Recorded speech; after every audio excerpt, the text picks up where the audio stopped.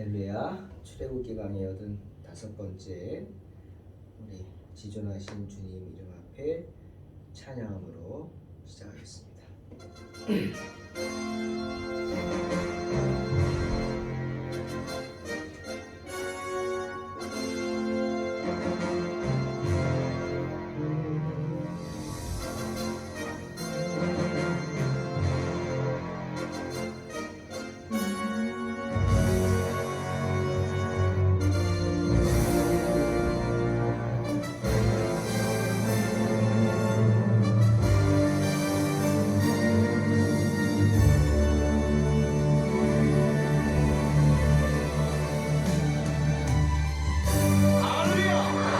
살아계신 주님을 찬양합니다. 하나님을 찬양하라. 우리 왕을 찬양하라. 하나님은 온 땅의 왕이 되시며 열방을 지배하시니 그 이름을 선포합시다. 지존하신 주님 이름 앞에 모두 무릎 꿇고 다 경배해. 거룩하신 주님 보좌 앞에 엎드려 절하세. 예수는 그리스도, 예수는 그리스도, 예수는 주 하나님의 영으로 경배드리네.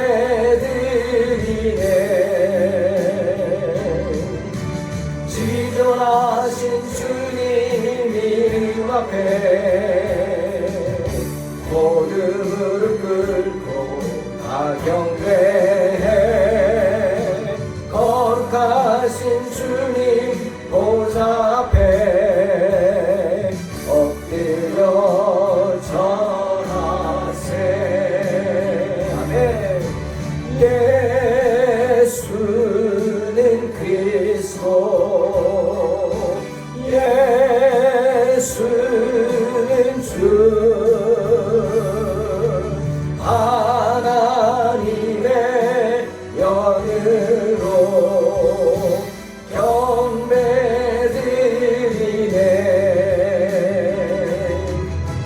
지존하신 주님 이름 앞에 모두 무릎 꿇고 다 경배해. 거룩하신 주님 보좌 앞에 엎드려 절하세. 예수는 그리스도, 예수는 그리스도, 예수는 주 하나님의 영으로 경배드리네.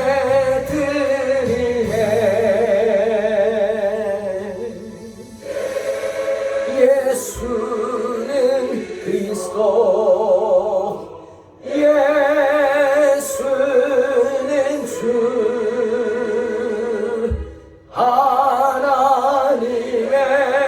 영으로 경배드리리. 우리 모두 예수 그리스도를 고백합시다. 예수는 그리스도, 예수는 주 하나님의 영으로 경배드리리.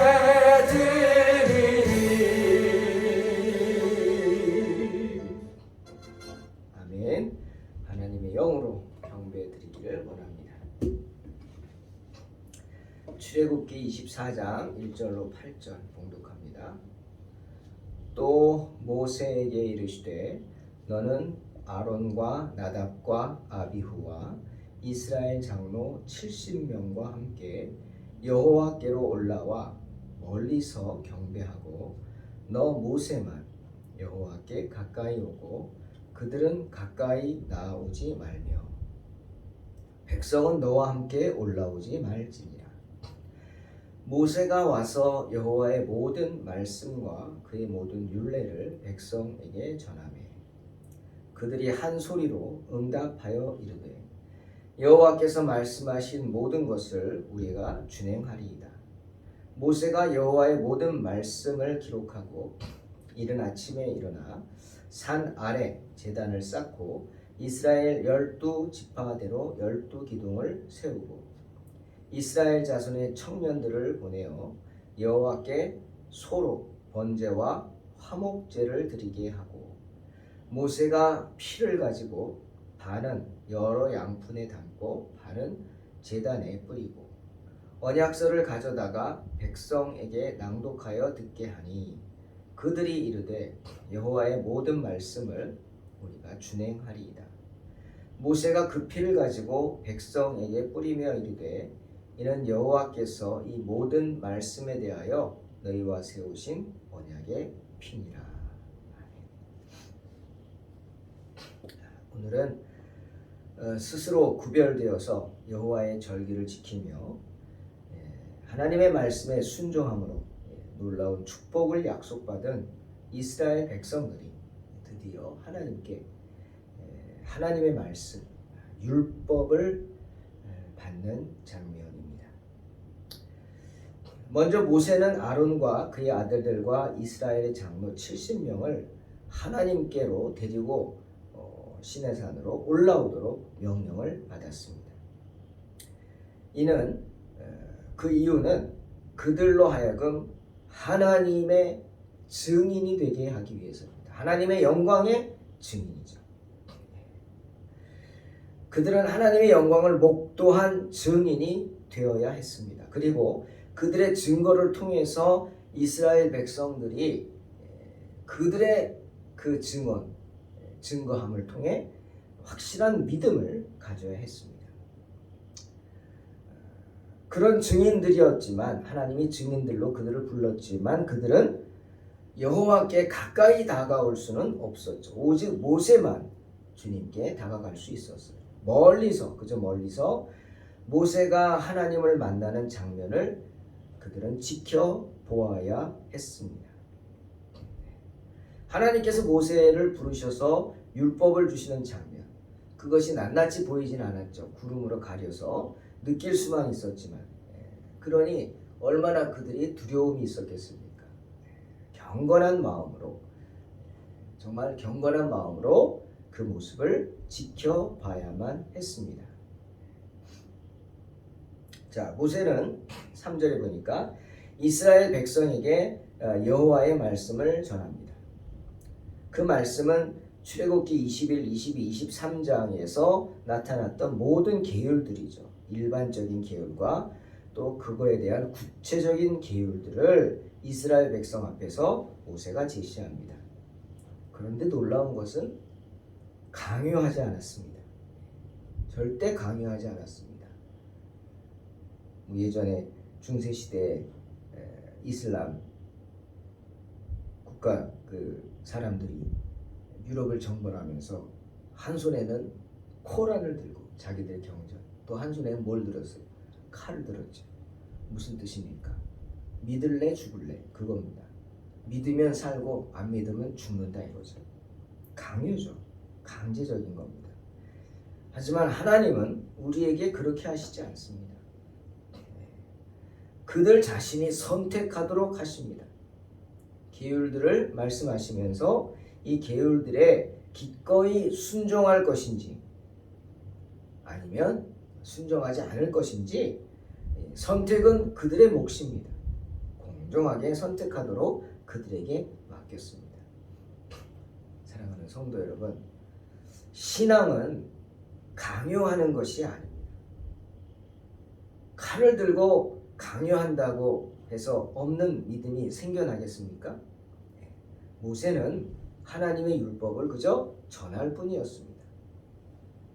하지만 모세가 전함에 그들이 뭐라 그랬죠? 이스라엘 백성들이 한 소리로 응답하여 뭐라고 합니까? 여호와께서 말씀하신 모든 것을 우리가 준행하리이다 라고 하면서 자원하는 마음으로 그 모세의 제안을 받아들이는 것을 보게 됩니다. 또 두 번째로 이스라엘 백성은 아무런 조건이나 이의를 제기하지 않았습니다. 그저 제한된 율례들을 순종하겠다 만장일치로 동의하는 것을 보게 됩니다. 여호와의 명하신 모든 말씀을 우리가 준행하리이다. 그게 그 뜻이죠. 여러분, 이 율법은 하나님과 이스라엘 백성들 둘 사이의 언약이죠. 그리고 그 언약의 내용은 이스라엘 백성들이 그 계율을 지키면 하나님 또한 너희들에게 말한 그 계율들을 지키시겠다, 약속하신 것을 지키시겠다 하는 것입니다. 한마디로 말하면 순종하면 복을 받는다 이거죠. 우리가 흔히 말하는 뭐예요? 예수 천당, 불신 지옥, 그거죠.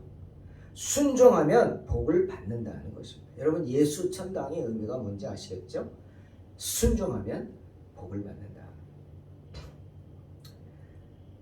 그리고 세 번째로 모세는 그 언약들을 기록으로 남기는 것을 보게 됩니다. 여러분, 모세 오경이라 하잖아요. 창세기, 출애굽기, 레위기, 민수기, 신명기. 이걸 왜 모세 오경이라 하죠? 오늘 말씀처럼 모세가 그 모든 일들을 기록으로 남깁니다. 그게 모세 오경이죠. 또한 기록으로 남겼고 그 언약들을 언약의 피로 조인하게 됩니다. 조인식을 하는 거예요. 확증하는 이 식을 거한다는 것이죠.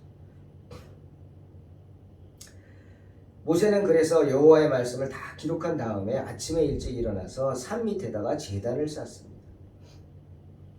제단을 쌓는 이유 아시죠? 하나님을 만날 준비라는 겁니다. 하나님 앞에 나아갈. 그리고 이스라엘의 12지파를 표시하는 돌기둥 12개를 세워놓습니다. 그리고는 이스라엘 백성 중 몇몇 젊은이들을 그리로 보내겠죠. 그리고 여호와께 번제를 올리게 하고 숫송아지들을 잡아 화목제를 드리게 하였습니다. 그리고 모세는 그 피의 절반을 담아 항아리에 담아놓고 절반을 어떻게 제단에 뿌렸습니다. 그리고 나서 그 계약서를 집어들고 백성들에게 읽어줍니다. 그러자 그들이 하나같이 응답하는 겁니다. 어떻게? 여호와께서 말씀하신 대로 다 따르겠습니다. 백성들은 다짐을 합니다. 그러자 그 다짐을 듣은 모세가 그 피를 가져다가 백성에게 뿌려줍니다. 뿌려주면서 이것은 여호와께서 너희와 계약을 맺으시는 피다. 그리고 이 모든 말씀은 계약의 조문들이다 하고 선언하죠. 그러면서 조인식이 마무리가 됩니다. 이스라엘 백성들과 하나님의 언약이 이 언약의 피로 조인됨으로 인해 이스라엘은 그들에 대한 하나님의 약속을 비준받게 됩니다. 최종적으로 확인받게 되는 거예요. 그 다음에 어떻게 됐어요? 위로받죠. 큰 위로받죠. 왜? 이제는 나는 하나님의 자녀고 하나님은 내 아버지시고 내 편이다 이거예요. 얼마나 큰 위로를 받겠습니까? 위로만 받는 게 아닙니다. 동시에 이스라엘 백성들은 하나님께 대해서 큰 의무를 지게 됩니다. 이제는 어떻게? 배신하면 안 돼요. 예수 천당이지만 불신 지옥입니다. 그 사실을 알아야 합니다.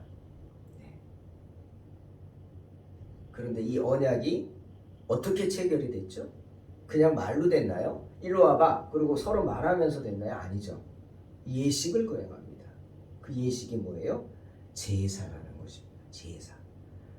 하나님과의 언약은 무조건 제사를 통해서만 체결되어야만 했습니다. 모든 언약이 이렇게 제사를 통해서 하나님과의 언약은 체결되어야 하는 이유를 우리는 시편 50편 5절에서 알 수 있어요. 이르시되 나의 성도들을 내 앞에 모으라. 그들은 제사로 나와 언약한 이들이니라. 말씀하시죠. 제사로 나와 언약한 이들. 즉 하나님과 언약을 하기 위해서는 뭘 해야 돼요? 제사를 드려야 된다. 모든 약속들이 제사를 통해 체결된다. 그 이유는 뭡니까? 인간의 죄 때문이죠.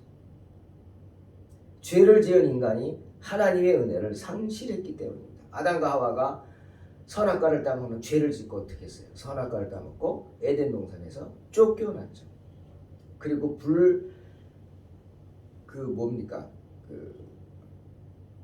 하나님의 불들이 나타나서 에덴 동산을 화염검이 둘러싸서 접근 못하게 합니다. 다가설 수가 없어요. 그것입니다. 때문에 하나님과 다시금 만나기 위해서는, 다시금 만나 언약을 맺기 위해서는 그것을 보증하는 어떤 예식, 제사. 제사에는 뭐가 필요해요? 그래서 언약의 피가 필요했습니다. 하나님께서 가인과 아벨의 제사에서 아벨의 제사를 받으신 가장 큰 이유 중에 하나가 그겁니다. 아벨은 알았어요. 제사를 드려야 한다. 그래서 어린 양을 잡아서 어린 양의 피로 하나님과 언약을 했어요. 하지만 가인은 그렇게 안 했죠.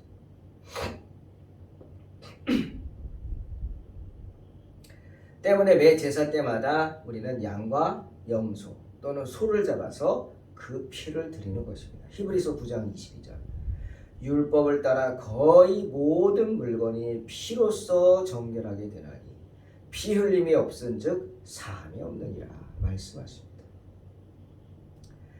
사람이 죄를 지어서 그의 창조자의 은혜를 상실해 버린 이후로는 제사를 통한 속죄가 있어야만 했습니다. 제사를 통한 속죄가 있어야만 그 언약을 통한 하나님과의 교제가 있을 수 있게 되는 것입니다. 자, 모세가 언약을 체결하기 위하여 준비한 것들이 무엇인가 봅니다. 먼저 모세는 하나님께 영광을 돌리기 위한 제단을 쌓았습니다. 여러분, 제단을 설치하는 목적은 하나님께 영광을 돌리는 겁니다. 우리가 제사를 지내는 이유가 뭡니까? 하나님께 영광을 돌리는 거예요. 때문에 모세는 하나님과 언약을 맺기 전에 제단을 먼저 쌓아야 했습니다. 이런 얘기가 맞을지 모르는데 저는 믿지 않는 가정에서 태어났기 때문에 제사를 많이 드렸어요. 특히 큰 집에서. 저희는 큰 집이 아니라 참여만 했죠. 근데 큰 집에서 매번 1년에 몇 번씩 제사를 드리면 아버지가 장남이라고 꼭 저를 데리고 갔어요. 저는 효도하는 마음으로 꼭 따라갔죠. 다들 안 가려고 그러는데 저는 갔어요. 가서 보면 제사 드린 거 보면 제단에다가 이렇게 막 음식을 차려놓습니다. 그리고 술을 따르고 거기다가 수저하고 젓가락을 갖다 놓습니다. 그리고는 큰아버지가 그런 소리 기억나요. 소원아, 이게 할아버지가 참 좋아하시는 음식이다. 그리고 고기 산적에다가 젓가락을 올려놓고. 그거 왜 올려놓냐고 물어보니까 할아버지가 와서 드시라고 올려놓는데 귀신이 와서 먹는 거죠. 그리고 빛 주변에 서서 이렇게 잠시 기다립니다. 왜 기다려요? 할아버지가 식사하실 때까지 기다리는 겁니다. 자, 이게 무슨 의미일까요, 여러분? 물론 잘못된 거죠. 하지만 의미는 있습니다. 무슨 의미예요? 그 제사에 상을 차려놓고 누구를 위한 상이라는 거예요. 네?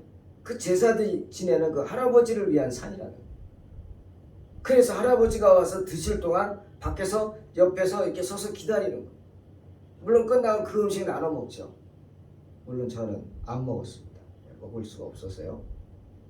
안 먹는다고 혼나기도 했지만 그냥 혼났습니다. 그겁니다. 제사는 뭡니까? 나를 위한 게 아닙니다, 여러분. 제사는 하나님의 영광을 위한 겁니다. 우리가 하나님께 제사 드리는 거는 하나님의 영광을 위한 겁니다. 믿지 않는 사람들도 그거 알아요. 귀신을 위한 거예요. 귀신이 먼저 와서 먹으라는 거죠. 그 의미는 맞습니다. 모든 제사는 제사 드리는 자를 위한 거예요. 그죠? 우리가 하나님께 제사를 드리죠. 누구의 영광? 하나님의 영광. 그런데 우리가 드리는 제사, 우리가 드리는 예배가 하나님의 영광을 위한 예배가 아니라 사람을 위한 예배가 되어가고 있어요. 그게 잘못됐다는 거예요. 그래서 예배를 편하게 한다고. 복장도 마음대로 하고, 가운도 안 입고, 그냥 셔츠바람에 올라가기도 하고, 뭐 열린 예배, 그게 뭐가 열린 건지, 열린 예배라고 하면서 청바지 입고 티셔츠 입고 올라가서 그러고 하나님께 예배 드린다고요? 아닙니다. 구분하세요. 예배와 집회는 구분해야 합니다. 주일 예배입니다. 수요 기도회, 저녁 찬양 예배지만 그건 집회죠. 그런 집회는 좀 자유롭게 할 수 있어요. 부흥회도 집회죠. 하지만 예배는 예배입니다. 주일 예배는 성스러운 예배. 왜 우리가 굳이 일어나서 하나님께 영광 드리고 앉았다 일어났다 다리 아픈데 왜 그러냐고요? 아프면 하지 마세요. 본인이 기뻐하면 하는 겁니다. 자원하는 마음으로. 예식입니다. 하나님 앞에. 우리가 일어선다는 것은 상대방에 대한 존중의 의미잖아요. 하나님 앞에 존중의 마음을 나타내는 겁니다. 명심하십시오. 하나님 앞에 제단을 쌓는 목적, 하나님께 예배를 드리는 목적은 하나님의 영광을 위한 거예요. 네? 사람들 먹고 마시고 떠들라고 있는 거 아니란 거예요. 명심해야 합니다. 때문에 모세는 하나님과 언약을 맺기 전에 뭐부터 했어요? 제단을 먼저 쌓았어요. 하나님께 영광을 돌리는 거죠. 또 모세는 이스라엘 지파의 수요대로 12기둥을 세웠습니다. 이 기둥들은 언약의 상대자인 이스라엘 백성을 나타내는 것이죠. 아마 기둥들이 제단의 맞은편에 세워졌을 것이고 모세는 중재자로서 제사를 드리는 동안 양자 사이를 왔다 갔다 했을 것이라 추측이 됩니다. 그리고 그 각 지파를 상징하는 기둥 옆에는 누가 있었을까요? 각 지파의 장로들이 있었겠죠. 자기 기둥, 자기 지파를 상징하는 기둥 옆에 장로들이, 지파를 대표하는 장로들이 있어서 그 예식을 참여했을 겁니다. 마치 우리가 성찬식에 떡을 떼서 성도들에게 주듯이 모세가 그 제사를 드리고 그 제사 음식을 나눌 때 직접 가져다가 장로들에게 하나씩 줬을 겁니다. 그러면서 하나님과 우리 간에 교제가 있는 겁니다. 그렇죠? 그 다음 모세는 각각 그들의 제단에 제물을 드리라고 명령했습니다. 그들 기둥에, 그들이 세운 기둥에, 그들의 제단에 제물을 드리라. 그것은 번제와 화목제였죠. 화목제 뭡니까? 나눠 먹는 것. 거기에 따른 뭐가 필요해요? 제물이 필요하죠. 그 제물을 드리는 목적이 뭡니까? 속죄하는 것입니다. 온전히 그 제물을 잡음으로, 그 피를 드림으로 우리의 죄를 속하는 것입니다. 자, 이런 모든 언약을 체결할 준비가 끝났습니다. 그리고 하나님과 이스라엘 백성은 서로 엄격하게 그 언약을 비준하는 절차를 시작합니다. 그 절차가 두 가지죠. 하나는 이스라엘 백성이 바친 제물의 피가 그 제단 위에 뿌려졌습니다. 하나님의 제단에 각 기둥에 섰던 이스라엘 지파들이 각각 자기들이 준비한 제물을 가지고 나와서 제단에 바치죠. 제단에 피가 뿌려졌습니다. 이 의미가 뭡니까? 우리 자신을 드린다는 것. 여러분, 제물을 드릴 때 제사장이 양을 바치면은 양을 잡기 전에 먼저 양을 바치는 사람을 데리고 나오라고 그러죠. 그리고 한 손으로는 그 사람의 머리에, 한 손으로는 양의 머리에 얹고 기도합니다. 이게 안수입니다. 의미는 하나님, 이 사람이 죄를 지어 죽어야 합니다. 그러나 죽을 수 없기에 대신 이 양을 바칩니다. 그리고 안수기도 합니다. 이 사람의 죄가 이 양에게 전이 되게 하소서. 대신 죽습니다. 그리고 양을 잡는 겁니다. 여러분, 그게 안수기도입니다. 그러니 안수기도 아무데 나가서 받지 마십시오. 아무한테 나가서 머리 들이밀면 안 됩니다. 여러분의 목사, 여러분이 믿을 수 있는 목사님에게 머리를 들이밀어 기도를 받으시기 바랍니다. 능력 있습니다. 그리고 거기서 피를, 양의 목을 따서 피를 다 쏟아냅니다. 그 피를 제단 위에 뿌렸다. 그러니 이런 행위를 함으로써 그들 자신과 그들의 생활과 그들의 존재를 하나님께 영광 돌리는 일에 바칩니다. 다짐하는 의미죠. 그리고 두 번째로 모세는 하나님께서 인정하시고 연락하신 제물의 피, 그 제단에 뿌리고 남은 피, 그것을 어떻게 했어요? 이스라엘 백성들에게 뿌렸습니다. 뿌려졌어요. 8절에. 그리고 그들을 대신하는 12기둥에도 뿌렸습니다. 그 의미가 뭡니까? 핏뿌림을 받았어요. 하나님께서 그들의 죄를 사하신다. 하나님께서 그들에게 큰 은혜를 베푸시겠다. 뭐 이런 뜻입니다. 사랑하는 성도 여러분, 하지만 오늘 말씀하시는 모세의 이 모습은 모형에 불과합니다. 형식입니다. 예식이니까. 누구의 모형입니까? 바로 새 언약의 중재자, 우리 주 예수 그리스도의 모형이죠. 예수님은 십자가에 못 박히심으로 우리를 위해서 당신 자신을 하나님께 제물로 드려졌습니다. 그것은 그의 피가 진정으로 언약의 피가 되도록 하기 위함입니다. 때문에 히브리 9장 12절에 염소와 송아지의 피로 하지 아니하고 오직 자기의 피로 영원한 속죄를 이루사 단번에 성소에 들어가셨느니라 말씀하시는 겁니다. 그처럼 예수님은 우리와 하나님 사이를 중재하시기 위해 자신의 피를 십자가라는 제단에 뿌리셨습니다. 예수님은 지금도 당신의 말씀과 규례 그리고 약속된 성령의 그 감동 감화하심 또 성령의 역사를 통해서 당신의 피를 교회에 뿌리십니다. 주님의 전인 교회에는 항상 예수님의 피가 뿌려지고 있는 것입니다. 말씀을 통해서, 찬송을 통해서, 성령의 역사를 통해서. 모세가 제사에 드려진 양과 염소의 피를 백성들에게 뿌리면서 뭐라 그랬어요? 8절에 이는 여호와께서 이 모든 말씀에 대하여 너희와 세우신 언약의 피니라 라고 말한 것처럼 주님은 오늘도 교회에서 말씀을 통해 찬송을 통해 성령의 감동, 성령의 역사하심을 통해서 십자가에서 흘리신 당신의 피를 뿌리십니다. 할렐루야. 그 피의 뿌림을 받는 것이 뭡니까? 바로 성령의 인치심, 도장콱 찢는 인치심을 받는 것입니다. 때문에 성찬식을 할 때 우리가 주님의 말씀 뭘 받습니까? 주님의 떡과 잔을 주시면서 뭐라 그래요? 이 잔은 나의 피, 곧 새 언약의 피이라 말씀하시죠. 그 말씀입니다. 인치심이죠. 그렇게 하나님의 백성들은 교회에서 예배 가운데 예전 가운데 이처럼 십자가에서 흘리신 주님의 보혈로 핏뿌림을 받는 것입니다. 성령의 인치심을 받게 됩니다. 그것은 우리가 아는 유월절 어린 양의 피와도 같은 것입니다. 그 핏뿌림을 받은 성도들은 악한 자가 와서 건드리지도 못하고 마귀 사탄이 와서 만지지도 못하고 넘보지도 못하는 그런 은혜로운 하나님의 자녀가 될 줄로 믿습니다.